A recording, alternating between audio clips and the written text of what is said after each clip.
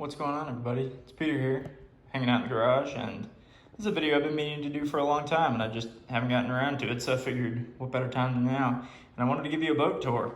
So let's just get right into it. We'll start from the very front, and we'll show you what we're working with here. I guess overall, first things first, this is a 1999 Bass Tracker. It's a Pro Team 165. It's 15 feet 10 inches long. I think it's a 60-inch beam, if I'm not mistaken. And it's got a 40 horse on the back. We'll start from the very front here and we'll give you the rundown. Obviously, right up front, there's your hitch, pin and everything, couple of chains, trailer light connector. There's the wheel that stows by just cranking up and down like that. You can bring the wheel all the way up, keep it out of the way when you're traveling. It's got a swing away tongue, which in this garage, obviously don't need, but could be really convenient at some point if I end up moving and space is a little tighter. That's a really nice feature to have. Of course, we got our winch, tighten everything up right up onto the cup there to hold the boat in place, and that winch is really good. And I actually replaced the cable on it because it started to fray a little bit with that big piece of webbing. Making sure that thing's in good shape is really key because you don't want that failing when you're going down the highway or whatever. Yeah, I guess right up front here, we got the Minn Kota edge at the top here, and this is not the trolling motor that came with the boat. This is one that I had put on a little while after I bought the boat. I bought the boat back in, let's see, well, it's almost 4 years ago now. I've had it, and yeah, I bought it when I was a junior in college, and it came with a motor guide, which was fine. But things started failing on it, the switch and the pedal went out. I replaced that. And then just generally things were not going that well with it. So I ended up getting this Minn Kota Edge. And it's been a good motor. One thing I don't like about it is where the cable is tied in there. Super hard to access if you want to replace the cable. But otherwise, it's a pretty nice motor. It's a 5-speed, and you obviously get your push button there. And then around the other side, you can see the main switch on the side, which I guess it's probably not a bad idea to turn that off when I'm not using it. But yeah, it's got the constant and then the switch activated setting. And this thing rips pretty hard. This is a 36-inch shaft. And when I bought it, some people were like, "You sure you're not going to get a longer shaft with that thing?" Because it doesn't, 36 is the shortest shaft length Minn Kota makes, but just knowing the size of my boat, if I went any bigger than that, we'd be like, hanging way off the edge out here. So we already kind of hang off the edge as is with the cable, but yeah, been pretty pleased with that. For a while, I was only running on 4 speeds because my fuse was acting up, but got that taken care of, and now we're back in action. Mounted on it is my transducer, and this is just your traditional 2D sonar. Probably accommodates down scan too, but it doesn't do side scan or anything like that, but that's fine because it's on the trolling motor, of course. But just your standard Lowrance transducer, and that is hooked up to my old Dinosaur HDS8 here, which is actually a phenomenal unit. I really like this thing. Oh, excuse me. I really like this thing. It's got a nice crisp display. Should clean it, but really good crisp display. And it's just mounted on that classic bracket right here to this panel. And I find just a really good position for it when I'm fishing. I can see it really easily, and I'm really, just a real fan of that graph. It used to be at the console, but we've since moved it up here. And this is another cool feature. So when they mounted the trolling motor for me, I had them put in a little access point here. And that just kind of helps you get to the wiring and stuff. Made wiring up this graph a lot easier. Instead of having to take this panel out and thread through that direction or whatever, I just was able to go through there, which is really nice. When I wired a graph up here previously, it was a real pain in the butt, or when I put in a new transducer, it was a real pain in the butt. So that little hatch has been really nice. There's your running light port, and dang, this is kind of a bummer. I can't stow the trolling motor all the way when the light post is in, so I have to leave it up a little bit, which is just fine. It doesn't seem to be a problem, but it's just one of those things that, if there'd been just a little more thought that went into how I set this up, that would have been kind of nice. But yeah, that's sort of the front console area, the main workstation, I guess. One thing you'll notice up here is I have a rope mounted to this, or a line rather mounted to this cleat up here. And I use this to kind of keep the trolling motor from, I mean, not like it's gonna bounce up, but I just feel like it just adds a little bit of security as I'm bouncing down a lake, or I'm sorry, bouncing down the highway. This is just how I stow it. And you notice I keep a really long line in the boat. This is just a nice, big, thick, sturdy line that goes all the way back to the back cleat here. And that's something that's really, really convenient because I show up to a lot of different lakes and I don't really know what the launching situation is gonna be. It helps me tie up to the dock, and I'll do a video on that of how I launch by myself because I've got a pretty good system for it. At least that works pretty well at most ramps. So that long rope just helps me launch a lot easier. And then also I just love having a bunch of extra really strong line around in case I need to get a tow or I need to tow somebody else. So that is a really good feature, and I highly recommend everybody just get a nice big long line, nice and strong. Yeah, we'll make our way back over here, I guess. I've got these little bungee tie downs. This one obviously needs to be replaced, but I have some spares floating around. And then I keep a thing of paracord. This one's obviously a little rough, but you know what? It's not fraying or anything. But I keep a thing of paracord in the boat so that I can replace this if it ever snaps. I've probably replaced it, gosh, 5 or 6 times since I've owned the boat, and just because it frays up inside of here and then or somewhere up in here and then eventually snaps. I actually got myself on video almost falling backwards when it gave out one time, but I just keep paracord nearby so that I can replace it when need be. But yep, nice long cable, and I can cut it to whatever length I want, so whatever's comfortable is good. Here I keep a toolbox in the boat with me all the time. This has just got some registration papers and just all the tools and things I need for quick fixes of stuff on the water. I keep my binoculars with me because I like taking pictures and checking out the birds and stuff. This musty old thing is where I keep my fishing line. All the leader material and stuff like that stays right there. I got my measuring board there.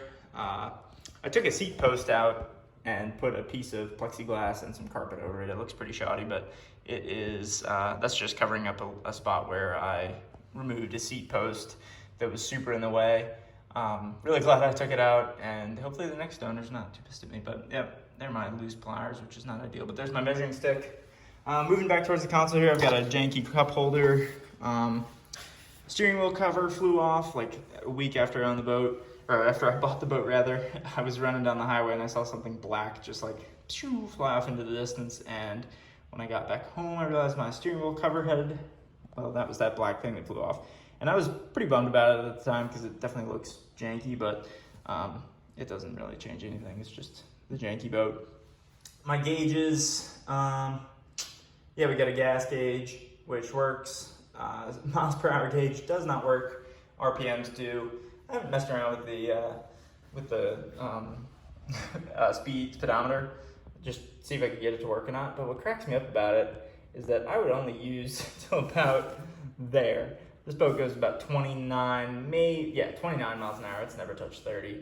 So I would use like the tiniest portion of that gauge. It just cracks me up that they put a 65 mile an hour gauge on this tiny little bass boat, but I guess it's just standard, and yeah, that just cracks me up. But RPMs work, which is really what I need, just to make sure things are running smoothly. And then my gas gauge, fuel gauge works just fine as well. Under here, I've got my structure scan unit, which powers, of course, structure scan for the Lowrance, and it also allows me to network the two units together. So here we have the HDS-10, which sits at the console, and I've had nothing but problems with this unit, unfortunately. The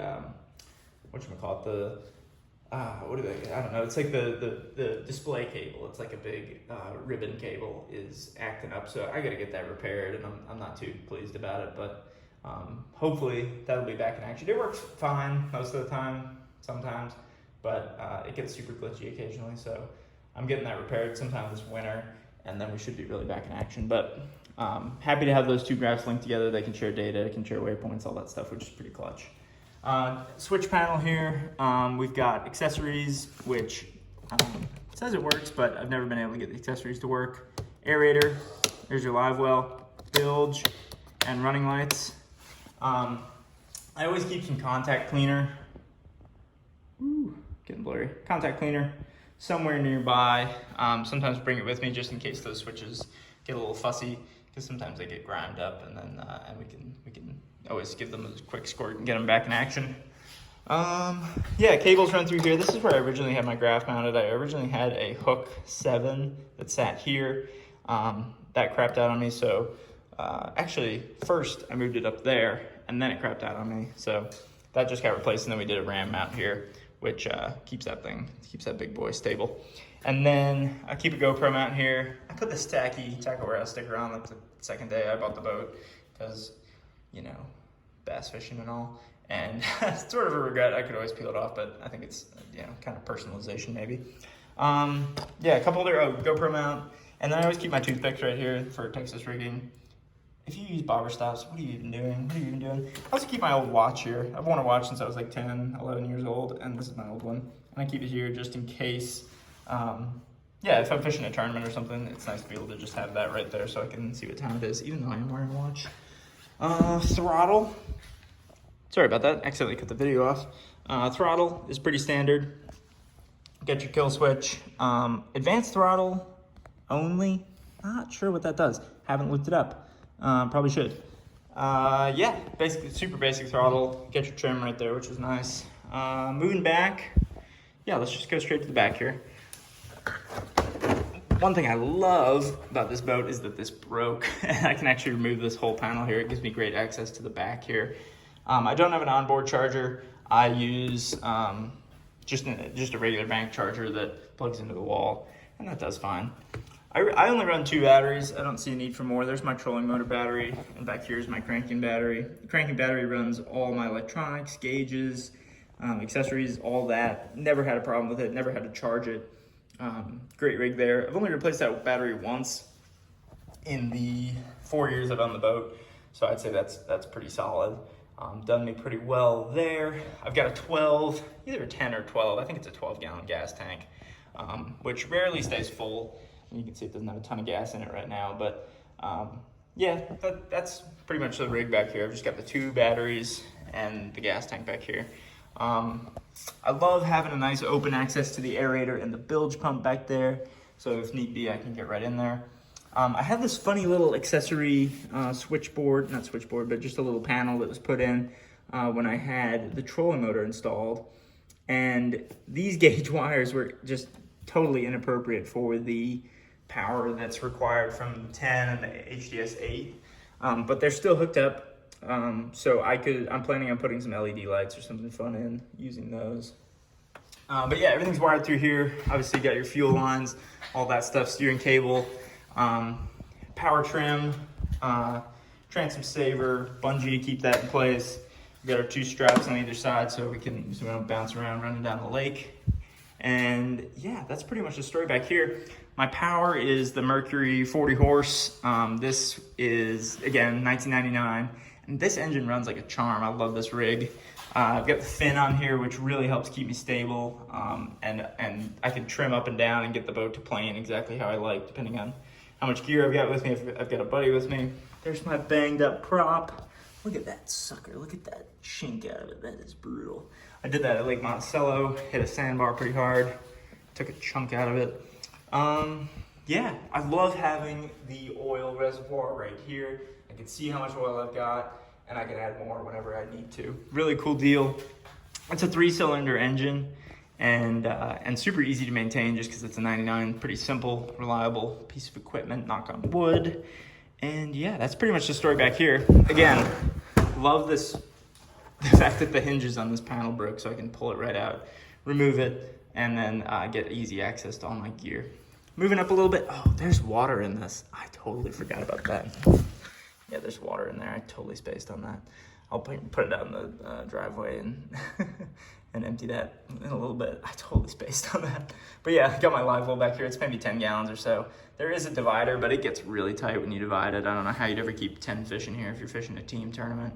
Or I'm sorry, if you got a co-angler in a tournament. It works great for 5 fish, but for 10, that would be pretty tight. I can't believe I left water in there. That's crazy. I don't think I've ever done that before, but I just remembered as I was going to open it that that's what happened last time I was out.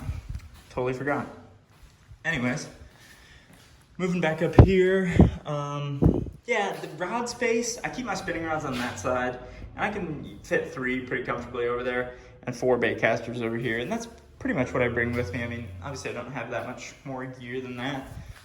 Usually 4 and 2, or 4 and 3, or 3 and 2, 3 and 3, something like that, depending on what lake I'm fishing, depending on what time of year.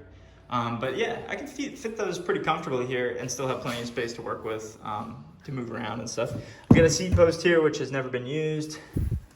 And if we open this up, this is my hard bait and terminal tackle storage. And it's really nice. It goes way back up in there. I don't know if you can get a glance in there. There's my spinner baits and stuff. But there's plenty of room in there for all my hard baits and jigs and everything like that. Pretty much anything that goes in a tray goes in that section. And yeah, that's just really nice. It's super convenient. I can sit here and work on tackle and be really comfortable. Easy to work with. This boat has a rod locker, which is one of the reasons I jumped on it. A lot of the boats made after this, the 165 series, do not have a rod locker, and that was something. Storage is something that I just think is critical in a bass boat or any fishing boat. If you don't have proper storage, it's just a pain in the butt because you have all this loose stuff around, like my toolbox and my line and stuff. But my 7-foot rod locker is a soft plastic bin. So all my soft plastics stay in here, and it goes way up. Like I said, it's 7 feet all the way up there, so I can store. I have like a spare scale and a couple of reels and stuff up in there, just for extra storage, extra space. And having a big soft plastic bin, I find it super helpful because I tend to carry a lot of them around. Moving back, a couple of drains in the floor, and then we've got big storage underneath this seat here. If we pull this guy up, this is kind of where I keep all my safety equipment, keep the net in there, keep my running lights, fire extinguisher, marker buoys, first aid kit, weigh-in bag, all that good stuff stays in there, and that just fits really nicely. Ends up being a really comfortable sort of storage space. Yeah, that's one thing I love about this boat is it's only 15 foot 10 inches, but it's got all the storage I need. It's got the rod locker. It's got a generous center compartment.